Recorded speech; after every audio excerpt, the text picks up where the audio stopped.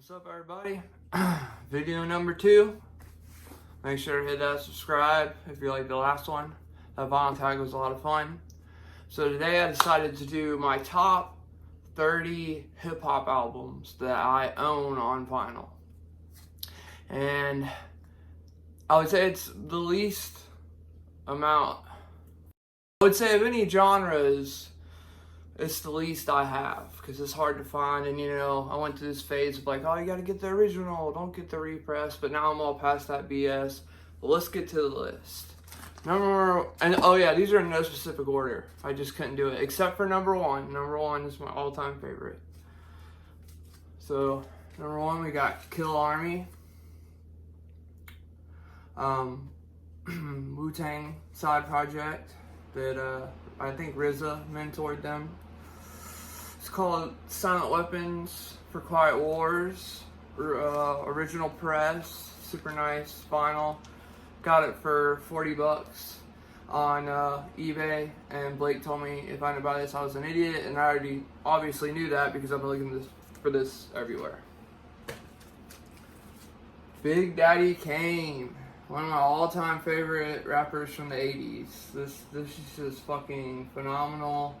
He's got such a great voice, cadence to his raps, especially in 88. Yep. No, 87 when this was released, and groundbreaking stuff. Had to include this because I can't tell you how many times we rode around smoking weed and just fucking singing these songs. But it's also got, I mean, you know, Because I Got High, and what's that one song? She Won't Let Me Fuck, and then what was this hit? Come back to, and then Palmdale, come back to me. So I mean, this is a banger. OG copy of fucking Doggy Style. $25 is second-inch rolls. And of course he does his infamous Slick Rick cover. You got G's and Hustlers and Pump Pump. Dude, I mean, there's enough said right there. Criminal Minded from the Boogie Down Productions. Obviously, his early KRS-One. Fucking just so good. KRS-One and Scott LaRock. Conscious rap. I love that kind of stuff. You ain't gonna see anything past, maybe a couple past 2000 in here. I'm an old school hip hop head, but fantastic album. Get it if you can find it. Alright, this might be a controversial one. Death Grips. The Powers That Be, which is 2 separate albums, Genie Plus, and I can't remember what the other one's called. But this just made me understand what they were all about. Because on the first one, on the first album, there's a lot of Bjork samples. And on the second album, they got a lot more electric. And you can hear Zach Hill's drums better. And I just remember just buying it like when it was on pre-order before you can get it anywhere. Before, like back when Death Grips was impossible to find on vinyl. And now I have all their vinyls, but still, now you can get this at any store. I highly recommend. Just take a chance on it. If not, one of your crazy friends will buy it off you. Redman. Fucking Redman. What the album. Maybe I shouldn't tell this story, but I will. Back in 5th, 6th grade, 7th, I don't know, me and my bandmate Blake were hanging out. And they used to have these tapes for sale. And we were just starting to get into Wu-Tang, which you will soon see later, that I'm a diehard Wu-Tang fan. And I had just seen this album and listened to it on iTunes, and I was like, sick. And being a dick, obviously I know it was a terrible move. I took the cassette. And what's funny is, I let someone else borrow it. They let someone else borrow it. And now it's just lost for eternity, and it's like a fucking $30 cassette probably. But really good, like really good. He came out one of the greatest debut albums of all time. Quasimodo, The Further Adventures of Lord Quaz. For all you Zappa fans out there, he's got Freak Out, and then he's got, where is he? Wildman Fisher, right there. Big Zappa fan. This is just, me and my Blake were texting about the other day, just such an experimental and weird record, and I love it more than the Unseen and his latest one. I used to hate his little effects he put on his voice, but man, that shit grew on me.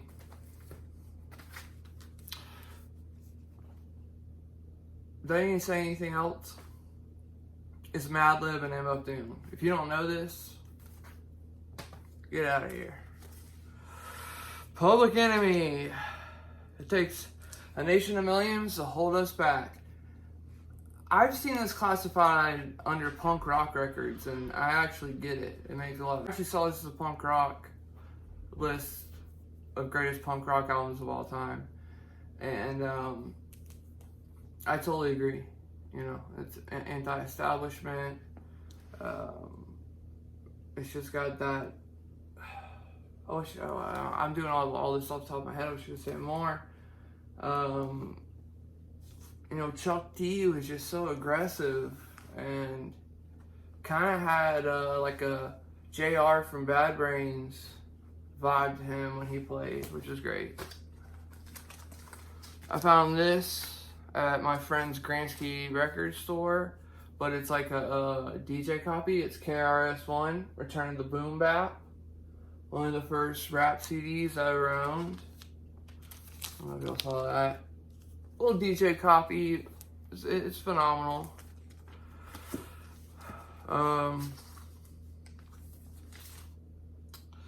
I found me and my band, like I told you, my band, I'll put it right here, Subby Tech, we go on tours all the time. This might have been in Virginia, I don't know, but I found Del the Funky Homo Sapiens. First or second album, it's got a song, Hieroglyphics. Hieroglyphics are fantastic, been looking for their records everywhere. And Del is just fucking still killing it. I mean, he's on Gorilla's probably greatest song ever, Clint Eastwood, and he just kills that rhyme. Jurassic Park Quality Control, as you can see, they wanted $25 for it, but I was like, are you kidding me? Do you see this water damage? So I got it for $15, and I just took it because this is a really hard record to find. And I was so surprised to find out that this came out in 2000. Like, this sounds like some straight up 1988 conscious rap. It's just phenomenal. Next one might be a little controversial, but when did this come out? But this came out in 2000, so I was like 9, and I stole my sister's CD of it. And man, Bombs Over Baghdad, Snapping and Trapping, Miss Jackson, B.O.B., Bombs Over Baghdad, Gangsta Shit, Slum Beautiful. It's just so fucking good. And when I found this record, I was like, oh, alright, repress, whatever, who cares? No, it's the original orange pressing. So how cool is that? Okay, what's next? MF Doom, Born Like This. Motherfucker just gets better and better each. That's why his name is MF Doom. He's motherfucker Doom. He just gets better and better each album. It's unbelievable. The second song, how am I forgetting it? Gazillionaire Ear. I think there's like a prelude, then there's the song, and it was Jay Dilla beat, and I listened to it. Sold me. It took me actually a while to find just a regular press of this. I found this like 2 years after it came out. Alright, this is definitely one of the coolest finds I ever got. It's in the wrong bag for some reason. But I found this right here at a record store. Original, by the way. Got a little cut off right there. I fucking love Capadonna. All produced by the RZA. Is fucking $14.99. And me and Blake, we would cruise around listening to Capadonna, to Cal, Only Built for Cuban Links. I remember one time we just stopped off one day randomly and just bought Iron Man and like Ghostface, just listened to it forever. The first 6 Wu-Tang albums I think are the best ever, but I'm trying to be like a little biased here and throw in some extra stuff. Eric B and Rakim, Paid in Full. Rakim is the modern master of how to flow. Eric B was a great compliment to him.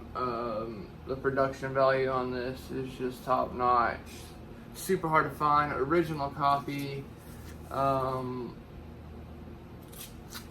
Just look at that cover. I mean, how is that not going to be bad, especially in 1987? And here we go. We got some more old school. Still got the hype sticker on it. Pete Rock and CL Smooth, all sold out. But like sold out. Got it for $18. It's just good. All you youngins watching this, y'all need to do your history. Madlib, Shades of Blue. I picked this because I'm a diehard jazz fan and I really, really like what he did with it. It's so cool that they just opened up the doors of Blue Note to just be like, yo, make whatever the fuck you want. And then he made this, and I was damn impressed. You know, I got a lot of Madlib instrumental albums, but this is one of the top ones.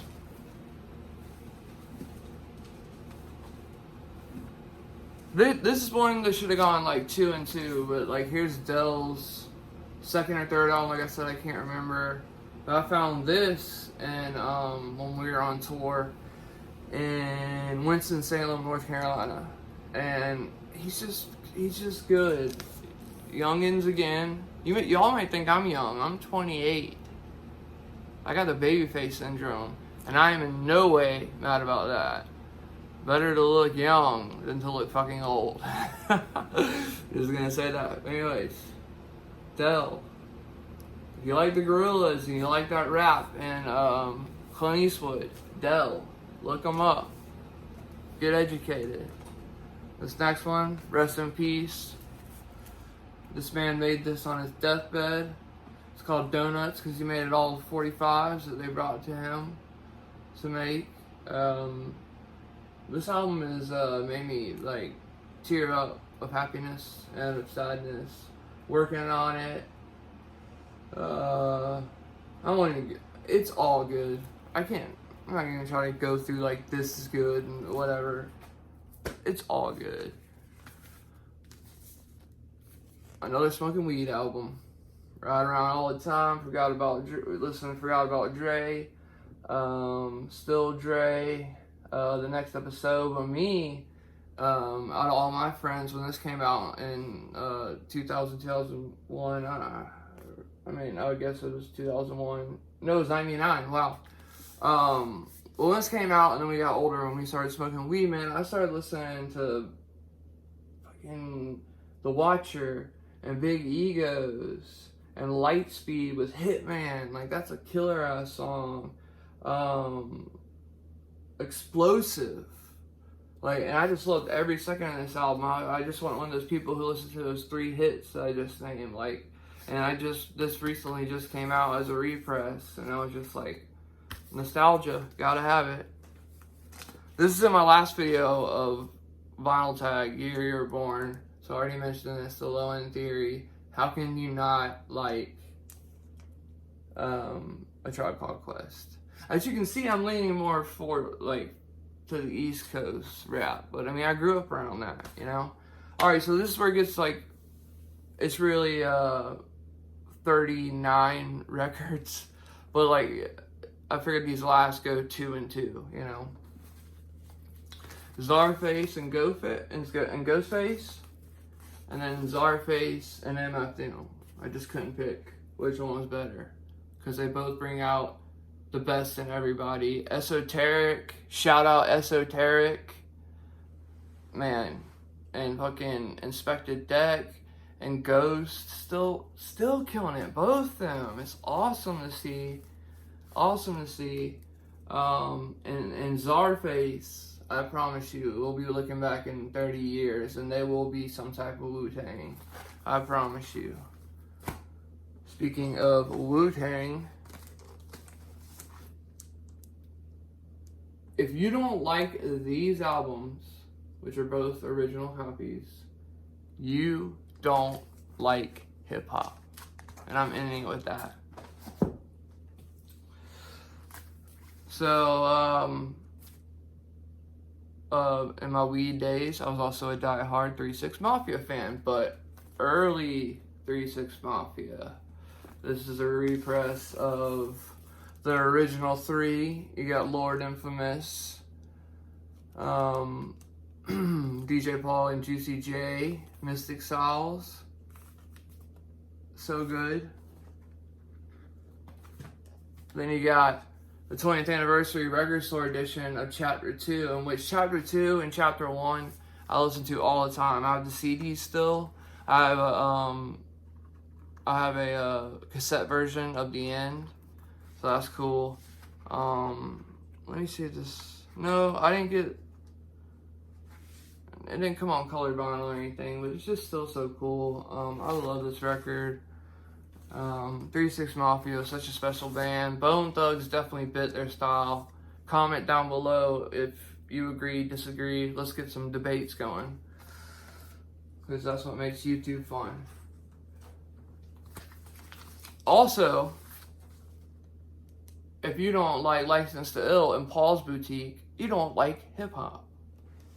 You just don't. It is a fucking bag. Of course, I got this upside down. I found this at Second Charles for $35. It is perfect. It's got the inner sleeve. I mean, it's a perfect record. On Capitol. I did get this one for $10 though, because a little water damage. But whatever. Still have it. Get to listen to it. And then, obviously, Old Dirty Bastard. I think, Brooklyn Zoo Part 2, Tiger Kane, when he brings out Sons of Man, I mean, it's just like the slow, it's like the quickest verse, but man, he spits it.